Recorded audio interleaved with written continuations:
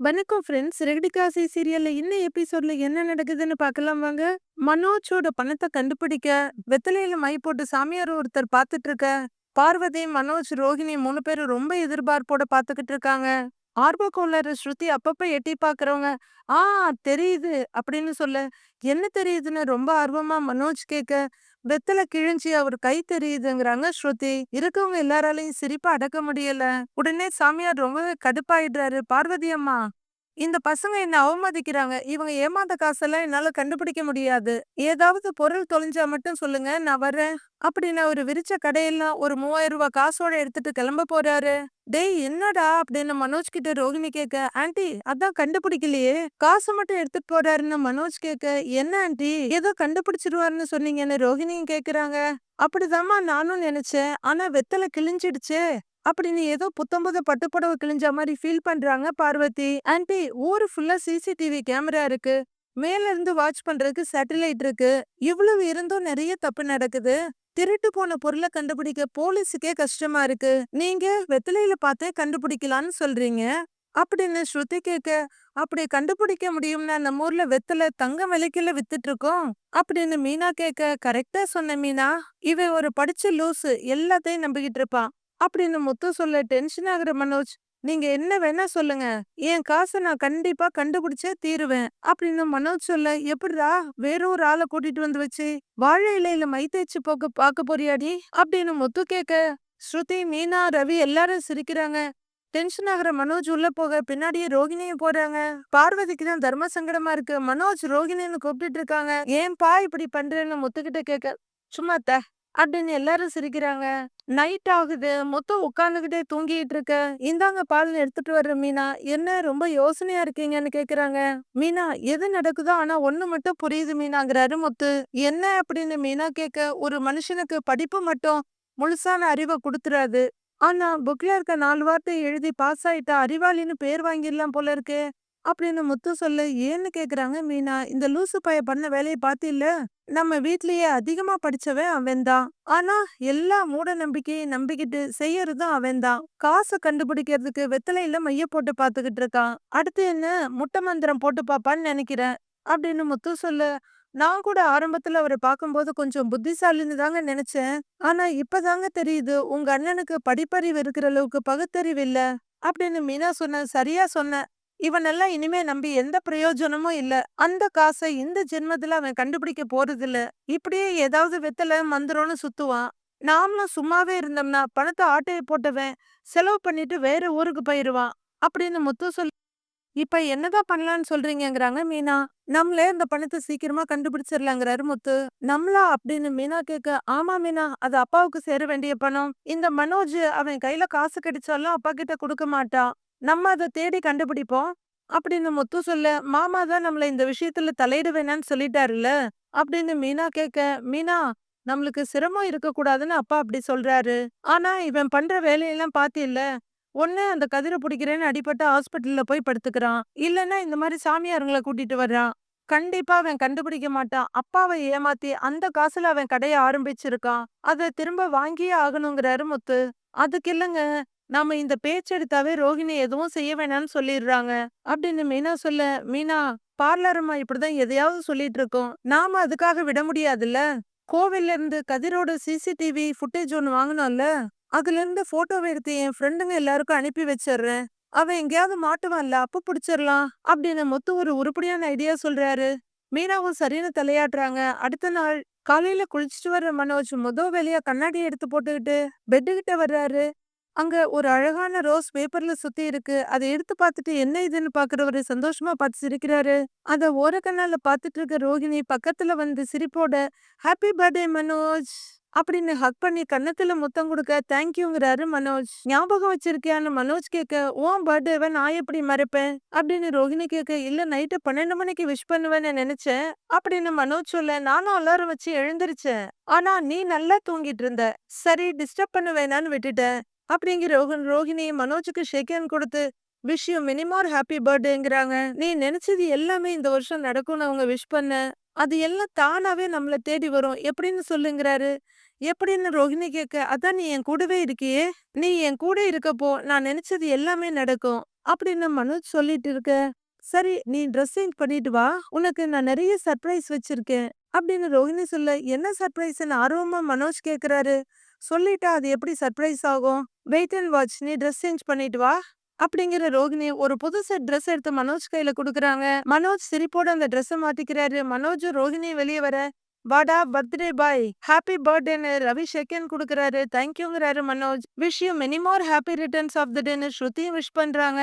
அதுக்கு ஒரு double thanks சொல்றாரு மனோஜ். பிறந்த நாள் வாழ்த்துக்கள்டா அப்படின்னு முத்து கை கொடுக்க, ம்ங்கிறாரு மனோஜ். ஏண்டா இன்னைக்கு உனக்கு வயசு 40 இருக்குமா அப்படின்னு முத்து கேட்க, டேய் அவ்வளோ எல்லாம் ஒன்றும் இல்ல, ஐ எம் ஸ்டில் யங்கு, என்ன பார்த்தா இப்ப கூட 25 இயர்ஸ் தான் சொல்லுவாங்க அப்படின்னு மனோஜ் பெருமையா சொல்ல. எத்தனை வருஷத்துக்கு முன்னாடின்னு கேக்குறாரு முத்து. உன்னை விட நான் பெரியவனா இருந்தாலும் எங்க தெரியறேன்ல, அந்த பொறாம உனக்குங்கிறாரு மனோஜ். டேய் டேய் டேய் டேய், நீ இளமையா இருக்கேன்னு வேணா சொல்லிக்கடா, நான் ஒத்துக்கிறேன். ஆனா பெரியவன் சொல்லி பெரியவன் எல்லாம் அசிங்கப்படுத்திட்டு இருக்காத அப்படின்னு மனோஜ் சொல்ல எல்லாரும் சிரிக்கிறாங்க. சங்கடமா ஃபீல் பண்றாரு மனோஜ். முத்து இன்னைக்கு அவருக்கு பர்த்டே, இன்னைக்கு ஒரு நாளாவது அவரை ஏதாவது சொல்லாம இருங்களேன் அப்படின்னு ரோஹிணி கேட்க, அவ்வளவுதானே சரி விடு. டேய் நான் இன்னைக்கு உனக்கு கொடுக்க போற பிறந்தநாள் பரிசே அதுதான்டா, நீ என்ன வேணா சொல்லிக்கோ, நான் இன்னைக்கு உன்னை கலாய்க்க மாட்டேன்டா அப்படின்னு முத்து சொல்ல. அப்பாடான்னு கையெடுத்து கும்பிடுறாரு மனோஜ். மீனா நான் மனோஜுக்கு என்னென்ன பிடிக்கும்னு சொல்றேன், அதெல்லாம் இன்னைக்கு சமைச்சிருங்கன்னு ஏதோ ஹோட்டல்ல ஆர்டர் கொடுக்குற மாதிரி சொல்றாங்க ரோஹிணி. இன்னைக்கு எல்லாமே அவருக்காக ஸ்பெஷலா இருக்கட்டும் அப்படின்னு ஓனரம்மா சமையல்காரிக்கு சொல்ற மாதிரி ரோஹிணி சொல்ல. உடனே முத்து ஆமா இவ அப்படின்னு பெருசா ஆரம்பிக்க போக, ஏங்க அப்படின்னு மீனா தடுத்து நிறுத்திடுறாங்க. போடா போடா போடாங்கிற மாதிரி முத்து கைய காட்ட, இன்னைக்கு ஒரு நாள் நான் செய்யறேன்னு ஒத்துக்குறாங்க மீனா. அம்மா அப்பா எங்கடான்னு மனோஜ் கேட்க, அம்மாவும் அப்பாவும் கோவிலுக்கு போயிருக்காங்கன்னு ரவி சொல்றாரு. உனக்கு அர்ச்சனை பண்றதுக்கு இப்ப வந்துருவாங்க அப்படின்னு ரவி சொல்ல. அப்படியான்னு மனோஜ் கேட்டுட்டு இருக்க. மிஸ்டர் மனோஜ் அப்படின்னு ஒருத்தர் வாசல்ல வந்து நிக்கிறாரு. திரும்புற மனோஜ், நீங்க யாருன்னு கேட்க, நான் கார் கம்பெனில இருந்து வர்றேன், நீங்க புக் பண்ண கார் கன்ஃபார்ம் ஆயிடுச்சு, கலர் மட்டும் சூஸ் பண்ணா போதும் அப்படின்னு சொல்ல. டேய் மனோஜ், நீ மறுபடியும் கார் வாங்க போறியான்னு ரவி கேக்குறாரு. நான் எதுவும் புக் பண்ணலடா அப்படின்னு மனோஜ் ஆச்சரியமா சொல்ல. மனோஜ் உனக்காக நான் தான் புக் பண்ணேன் அப்படின்னு ரோகிணி சொல்ல. நீ புக் பண்ணியா அப்படின்னு மனோஜ் ரொம்பவே ஆச்சரியமா ஆனந்தமா கேட்க, உன்னோட பர்த்டே கிஃப்ட் சர்ப்ரைஸ் அப்படிங்கிற ரோகிணி. சார் நீங்க உள்ளர வாங்கங்கிறாங்க. மனோஜ் படு ஆர்வமா வந்து உட்காந்து கலர்ஸ் காட்டுங்கங்கிறாரு. சார் நீங்க கலர் மட்டும் சூஸ் பண்ணி சொல்லிட்டீங்கன்னா நான் அவரு கலர்ஸ காட்ட.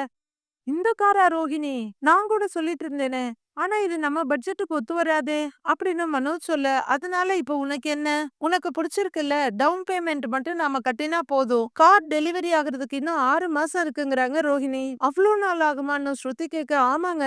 ஏய் மனோஜ் உனக்கு எந்த கலர் பிடிச்சிருக்குன்னு சொல்லு.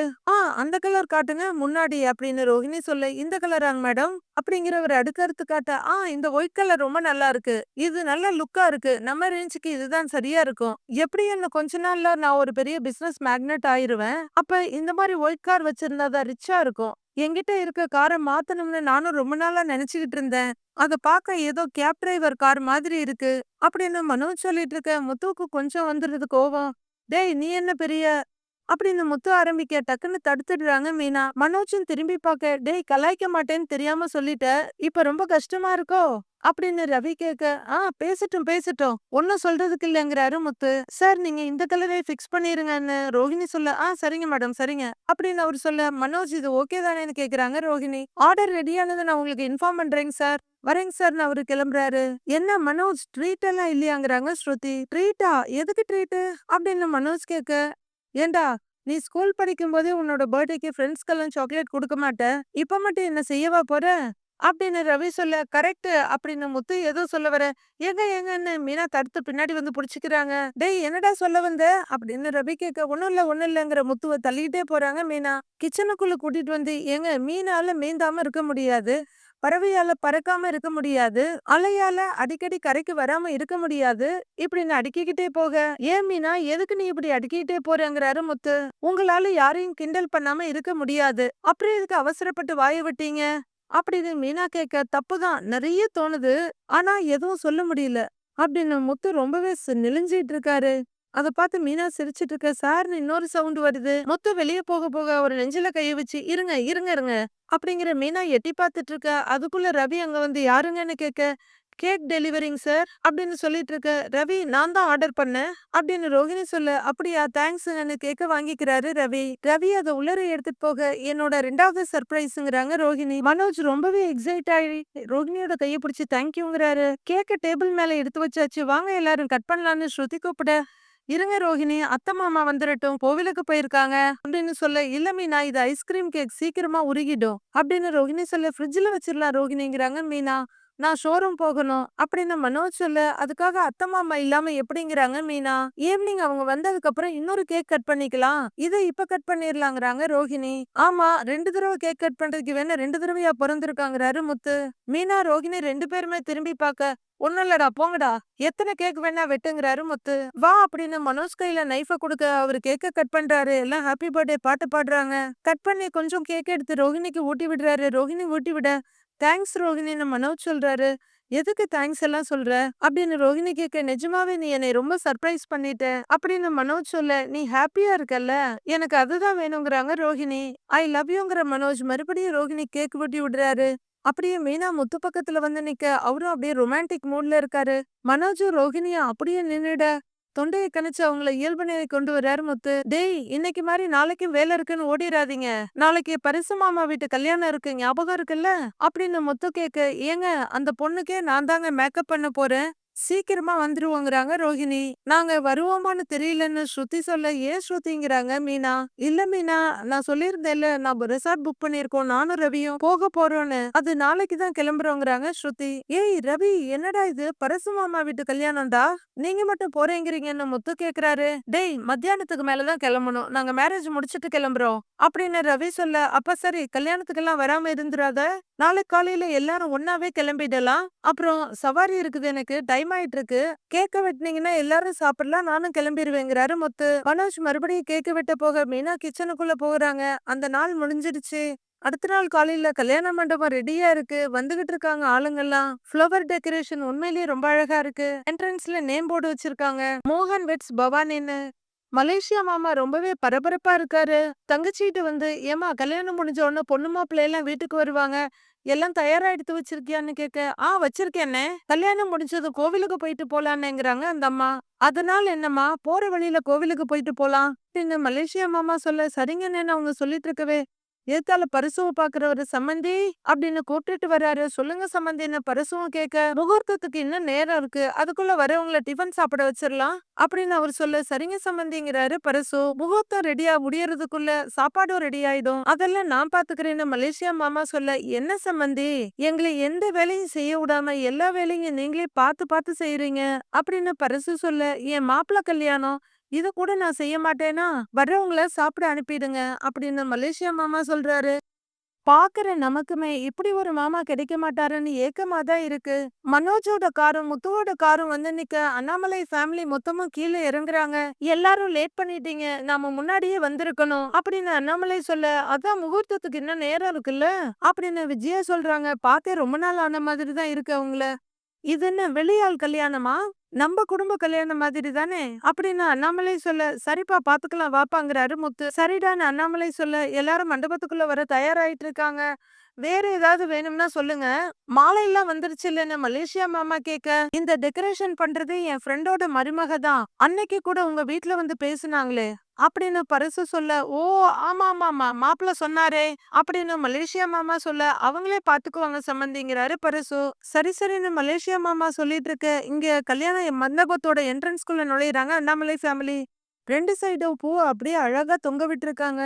மீனா உன் கைவண்ணம் ரொம்ப அருமையா இருக்குமா, ரொம்ப நல்லா அலங்காரம் பண்ணிருக்க அப்படின்னு அண்ணாமலை சொல்லி, உள்ளேயும் இதை விட நல்லா பண்ணிருக்கேன் மாமாங்கிறாங்க மீனா. பாக்கலாம் வாங்க அப்படின்னு அண்ணாமலை போக பின்னாடியே எல்லாரும் போறாங்க. எல்லாம் நான் பாத்துக்கிறேன்னு மலேசியா மாமா சொல்லிட்டு இருக்க, மணி அண்ணன் கொஞ்சம் உள்ள வாங்களேன்னு ஒருத்தர் வந்து கூப்பிடுறாரு. சரி இதோ வந்துடுறேன்னு சொல்லிட்டு கூப்பிட்டவர் பின்னாடி அவரு போக, எங்களுக்கு எந்த வேலையும் இல்லாம எல்லாமே அவரே பார்த்து பார்த்து பண்றாரு அப்படின்னு பரசு மோகனோட அப்பா கிட்ட சொல்லிட்டு இருக்க, ஒருத்தர் ஓடி வந்து, அண்ணே அண்ணாமலை அண்ணன் வந்துட்டாருங்கிறாரு. உடனே பரசு வேகமா வெளியில போறாரு. ரொம்பவே ஆசையா அண்ணாமலைன்னு கூப்பிட்டுட்டு வந்து அவரை ஹக் பண்ணிக்கிறாரு பரசு. வாங்க வாங்கன்னு ஒரு ஒய்ஃபை எல்லாரும் இன்வைட் பண்றாங்க. ஏன்பா லேட்டு, நீ வருவன்னு பாத்துக்கிட்டே இருந்தேன் தெரியுமா அப்படின்னு பரசு ரொம்பவே உரிமையா சந்தோஷமா கேட்க, எங்கப்பா இவங்கெல்லாம் புறப்பட்டு வர்றதுக்கே விடிஞ்சு போயிருதே. கல்யாண வீட்ல பொண்ணு கூட ரெடி ஆயிடும். கல்யாணத்துக்கு வர்ற இவங்க ரெடி ஆகுறதுக்குள்ள இருக்கே அப்படின்னு அண்ணாமலை சொல்லிட்டு இருக்க ரோஹிணியும் விஜயாவும் முகத்தை சுட்ட கத்திரிக்காய் மாதிரி வச்சிருக்காங்க. எல்லா கல்யாணத்துலயும் இருக்கிறது தானேப்பா அப்படின்னு முத்து சொல்லு. நீங்க தானே முன்னாடி இருந்து எல்லாத்தையும் பாத்துக்கணும். இந்த கல்யாணம் நடக்கிறதுக்கு காரணமே முத்துவும் மீனாவும் தான். நாங்களே எங்க பொண்ணு விஷயத்துல தப்பான முடிவு எடுக்க இருந்தோம். ஆனா முத்துவும் மீனாவும் ஒரு அனுபவசாலி எப்படி முடிவெடுப்பாங்களோ அப்படி பார்த்து பேசி கல்யாணம் வரையில கொண்டு வந்துட்டாங்க அப்படின்னு ஒரு பொண்ணோட அப்பாவுக்கே இருக்க பரபரப்போட பேசிக்கிட்டு இருக்காரு பரிசு. ரொம்ப சந்தோஷம் அண்ணாமலை சொல்லிட்டு இருக்க. இந்த கல்யாணம் முடியற வரல இதுங்களை பாராட்டிட்டே இருப்பாங்க. இதெல்லாம் கேட்கணும்னு நம்ம தலை எழுத்து அப்படின்னு விஜயா ரோகிணி கிட்ட முனக. விடுங்கன்ட்டேங்கிறாங்க ரோகிணி. அப்போ ஒரு பொண்ணு குழந்தையோட ஓடி வர. ஏமா எப்படி இருக்க அப்படின்னு முத்து கேக்குறாரு. அண்ணாமலை இது உன்னோட பெரிய பொண்ணு அப்படின்னு சொல்ல அண்ணாமலை பார்த்துட்டு கல்யாணத்துல பார்த்தது நல்லா இருக்கியா அப்படின்னு அண்ணாமலை கேட்க நல்லா இருக்கேன் அங்கிள் அந்த பொண்ணு சொல்றாங்க. பொண்ணு ரூம் எங்க இருக்கு? மேக்கப் ஸ்டார்ட் பண்ணணும்னு ரோகிணி கேட்க ஏமா இவங்களை பவானி ரூமுக்கு கூட்டிட்டு போன்னு சொல்ல பரிசுவோட பெரிய பொண்ணு கூட்டிட்டு போறாங்க. வாங்க நாம போகலான்னு பரிசு சொல்ல எல்லாருமே பின்னாடியே போறாங்க. ஆனா மனோஜ் மட்டும் ரோகிணி பின்னாடி போக போக ஏய் ஏய் நீ எங்கடா போறேன்னு முத்து கேக்குறாரு. ரோகிணி கூடன்னு மனோஜ் சொல்ல டேய் எங்க போனாலும் கூடவே போயிருவியா? பார்லர் அம்மா மேக்கப் போட போகுது நீ எங்க கூட வா வா அப்படின்னு முத்து கூட்டிட்டு போறாரு. ரவி வா நம்ம போட்டோ எடுத்துக்கலாம் அப்படின்னு ஸ்ருதியும் ரவியும் செல்ஃபி எடுத்துட்டு நல்லா இருக்குல்லன்னு அதை பாத்துக்கிட்டு இருக்காங்க. நாம என்னதான் கறிக்கடை வச்சிருந்தாலும் நம்ம வீட்டு விசேஷத்துக்கு சைவ சாப்பாடு தான் போட வேண்டி இருக்கு. ரிசப்ஷனுக்கு கண்டிப்பா மட்டன் பிரியாணி போட்டு தான் ஆகணும் அப்படின்னு மலேசியா மாமா ஒருத்தர்கிட்ட சொல்லிட்டு இருக்க. ஏங்க கொஞ்சம் சமையல் கட்டு வரையிலும் வர்றீங்களா அப்படின்னு முன்னாடி கூப்பிட்ட அதே நபர் வந்து கூப்பிட. ஏன் ஏதாவது பிரச்சனையான்னு கேக்குறாரு பிரவுன் மணி. அதெல்லாம் இல்லன்னு வாங்க நீங்க. மலேசியா மாமா அந்த ஏரியாவுல இருந்து அந்த பக்கமா போக அண்ணாமலை ஃபேமிலி உள்ளர என்டர் ஆகுறாங்க. உள்ளர வர்ற மீனா முத்துவோட கையை பிடிச்சி எங்க டெக்கரேஷன் எல்லாம் எப்படி இருக்குன்னு கேட்க. நீ பண்ணதாச்சே நல்லா இல்லாமையா இருக்க போகுதுன்னு கேக்குறாரு. நேத்திய அக்காங்களோட வந்து வேலையை முடிச்சுட்டு வீட்டுக்கு வர லேட் ஆயிடுச்சுங்க அப்படிங்கிற மீனா ஸ்டேஜ பார்த்துட்டு ஏங்க ஸ்டேஜ்ல இன்னும் கொஞ்சம் பூ இருந்தா நல்லா இருக்கும் இல்லங்கிறாங்க. நான் எடுத்துட்டு வர சொல்லவா நான் உங்க போனை எடுக்க. மீனா இரு இரு ஒரு வேலை செஞ்சுட்டு அதை திரும்ப பாக்குறப்போ செஞ்சவங்களுக்கு ஏதாவது ஒரு குறை தெரியும் மாத்தலாம்னு தோணும். அப்படி பார்த்தா வேலையை முடிக்கவே முடியாது விடு. சூப்பரா இருக்கு அழகா இருக்கு விட்டுருங்கிறாரு முத்து. இல்லங்க இன்னும் கொஞ்சம்னு மீனா திருப்தி இல்லாம சொல்ல. அங்க பாரு எவ்வளவு அழகா இருக்குன்னு பாரு அப்படின்னு முத்து சொல்லிட்டு இருக்க. உள்ளர வந்த ஸ்ருதி ரொம்ப நல்லா அழகா டெக்கரேட் பண்ணிருக்காங்க சூப்பரா இருக்கு அப்படிங்கிற ஸ்ருதி. ஏய் ரவி நம்ம ரிசார்ட் போகிறதுக்கு ஒன்னும் டைம் ஆயிடாதுன்னு கேக்குறாங்க. இல்ல செக்இன் டைம் 12 மணிக்கு மேலதான் சொல்லிருக்காங்க. மேரேஜ் முடிஞ்ச உடனே கிளம்பிடலாங்கிறாரு ரவி. சரி ஓகேன்னு ஸ்ருதியும் ஒத்துக்குறாங்க. இங்க பலக்குரலை கூட்டிட்டு வர பவானியோட அக்கா.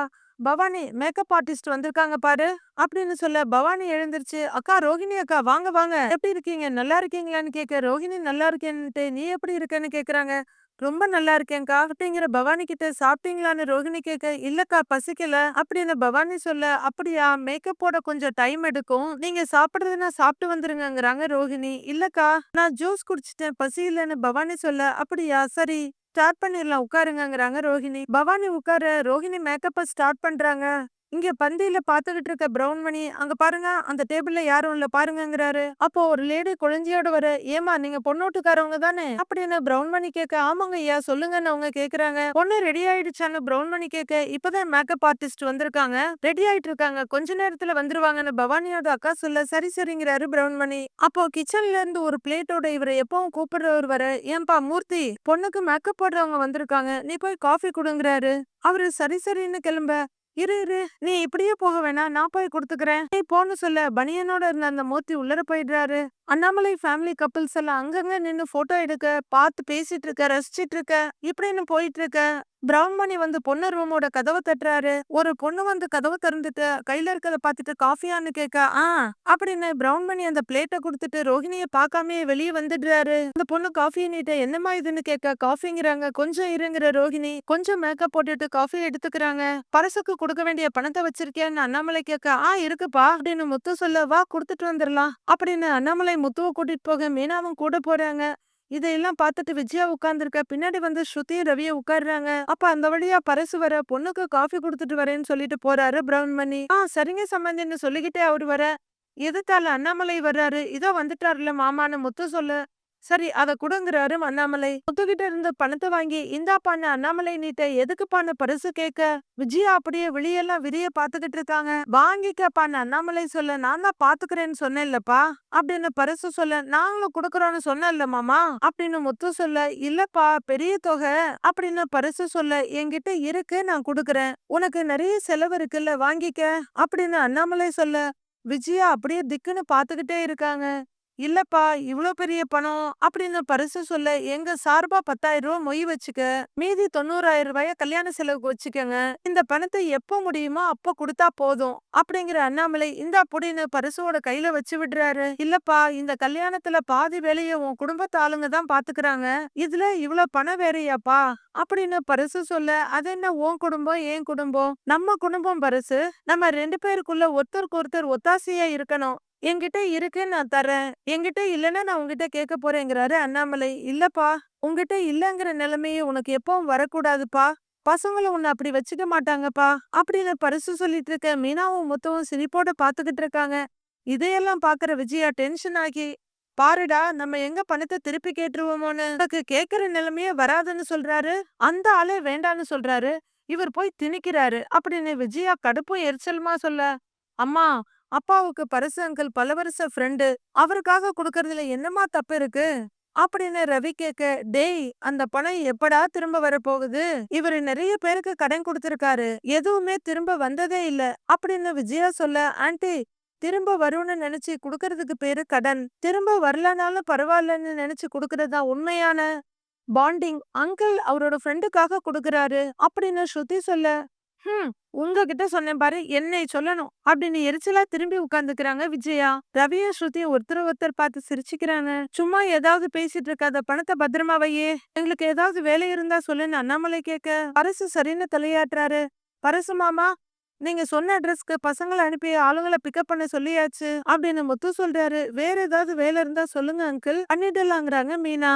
என்னம்மா நீங்க தாம்மா இங்க சீஃப் கெஸ்ட் நீங்க வேலை செய்யறதா நீங்க போய் முதல்ல டிஃபன் சாப்பிடுங்கம்மாங்கிறாரு பரிசு. அதெல்லாம் அப்புறமா பாத்துக்கலாம் வேலை ஏதாவது இருந்தா சொல்லுன்னு அண்ணாமலை கேட்க அதெல்லாம் ஒண்ணு வேணாம்ப்பா முதல்ல நீங்க எல்லாம் போய் டிஃபன் சாப்பிடுங்க முத்து கூட்டிட்டு போப்பா போமா போய் சாப்பிடுங்கம்மா இதோ வரேன்னு பரிசு அங்க இருந்து கிளம்பிடுறாரு. வாங்க போலாம் போய் சாப்பிட்டு வந்துடலாம் அண்ணாமலை சொல்ல அப்பா நீ போப்பா நான் ரவியை கூட்டிட்டு வந்துடுறேன் அப்படின்னு முத்து சொல்ல எங்க ரோஹிணி வந்தது நம்ம எல்லாரும் சேர்ந்து சாப்பிடலாங்கிறாங்க மீனா. ரவி கிட்ட வர்ற முத்து வாடா ரவி நம்ம போய் சாப்பிடலான்னு கூப்பிட ஸ்ருதி வா சாப்பிடலான்னு கூப்பிடுறாரு ரவி. இல்ல எனக்கு பசிக்கல நான் அப்புறம் மீனா கூட சாப்பிட்டுக்கிறேன் நீ போன்னு ஸ்ருதி சொல்லிட. ரவி மட்டும் எழுந்து வர்றாரு. எங்கடா மனோஜ காணோம் அப்படின்னு முத்து கேட்க தெரியலையே இங்கதான் இருந்தாங்கிறாரு ரவி. அவன் பார்லர் அம்மாவை பார்க்க போயிருப்பான் அது வந்தாதான் வருவான்னு சொல்ற முத்து சரி வா அப்பா போயிட்டு இருக்காரு நாம போலாம் அப்படின்னு போக பின்னாடி ஸ்ருதியும் மீனா உட்காந்து மொபைல்ல ஏதோ பாத்துட்டு இருக்க வெடுக்குன்னு முகத்தை திருப்பிக்கிறாங்க விஜயா. நாளைய ப்ரோமோல மீனாவோட ஃப்ரெண்டு ஒருத்தங்க என்ன கறிக்கடைக்காரர் எங்க இருக்கீங்கன்னு கேக்குறாங்க.